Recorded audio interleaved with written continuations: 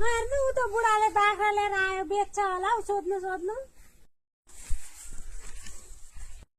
ए त्यो हुसेन बुढो पो रहेछ त्यसले त बहुत दाम लिन्छ हो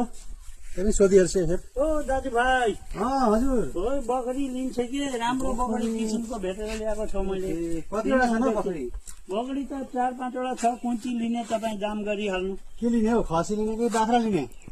यो बाख्रा चाहिँ राम्रो राम्रो रहेछ खोइ लिने कि के गर्ने यसलाई लिनुहुन्छ भने पाठा सँगै छ यी पाठा पनि छ सँगै अनि कतिको दाम छ यो 7,000 दिइहाल्नु तपाईँलाई राम्रो कहाँ अरू बजारमा लग्यो भने 10,000 मा बिक्री भइहाल्छ अस्तिमा पल्ला घरमा लिएको 4,000 मा यस्तै सेम यो राम यो त ठुलो छ नि हजुर त्यसो नभनिदिनु होला यो त अलिक कम गर्नु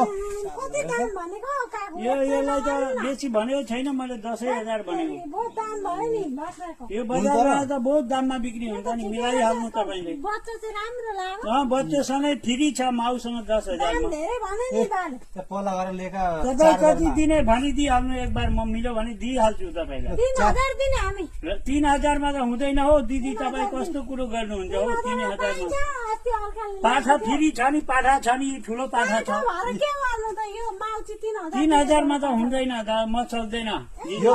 लुते लिनुहुन्छ भने लिनु यो 3,000 मा यो छ ए त बिमारी छैन नि 3,000 मा नलाने है 3,000 दिने म त बेच्नु यो भन्छ भन्नु त दाम यो चाहिँ हुँदैन यो तपाईँलाई एकदम तपाईँ म दिदीसँग सधैँ बाकडा किनेर पनि लान्छु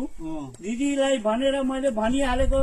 7,000 सम्म दिने हो भने तपाईँलाई दिइहाल्छु म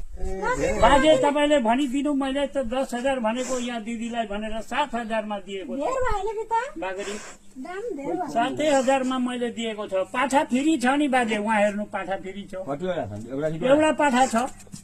एउटा पाठा कस्तो बलियो छ बोका छ हेर्नु बेसी भयो धेरै अब आफ्नो मान्छे भनेर भनिहालेको मैले 7,000 दिन तल त म सक्दैन अलिक बाजे के भन्नु तपाईँलाई म लु 3,000 गरौँ तपाईँको पनि होइन मेरो पनि होइन